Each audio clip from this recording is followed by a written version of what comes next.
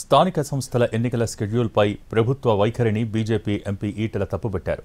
42 reservation మీద స్పష్టత రాకుండా షెడ్యూల్ ఇచ్చారని, పోటీ చేసేవారు పెట్టే ఖర్చులకు బాధ్యులెవరని ప్రశ్నించారు. ఈటెల బాధ్యత లేకుండా మాట్లాడుతున్నారని కౌంటర్ ఇచ్చారు కవిత. ఎన్నికలు రద్దవుతాయని ఆయన ఎలా చెప్తారని ప్రశ్నించారు.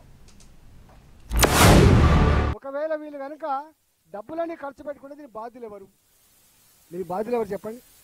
అందువల్ల దయచేసి మీరు ప్రభుత్వ పరంగా చెప్పాల్సింది ఏంటంటే, మీరే ప్రెస్ మీట్ పెట్టి మీకు 8వ తారీఖు వరకు కోర్టులో ఆర్గ్యుమెంట్స్ ఉన్నాయి కాబట్టి కోర్టు డిసిషన్ వెలువరించిన తర్వాత ఎలక్షన్ నోటిఫికేషన్ ఇచ్చిన తర్వాతనే మీరు ఎన్నికల సమాయత్తం కమ్మని చెప్పాలి తప్ప మీరు ఆదరాబాదరగా ఇట్లిచ్చి ఇంత పెద్ద గంభీరమైన విషయాన్ని బీహార్ ఏం జరిగిందో చూసిన తర్వాత, మహారాష్ట్రలో కూడా ఏం జరిగిందో చూసిన తర్వాత తెలంగాణ ప్రజానికాన్ని వంచకూడదని చెప్పి మనవి చేస్తున్నాం. ఎన్నికలకు పోకండి, డబ్బులు ఖర్చు పెట్టుకోకండి, ఎన్నికల రిజల్ట్స్ వస్తే కూడా మేము క్యాన్సిల్ చేపిస్తామని చెప్తాడు.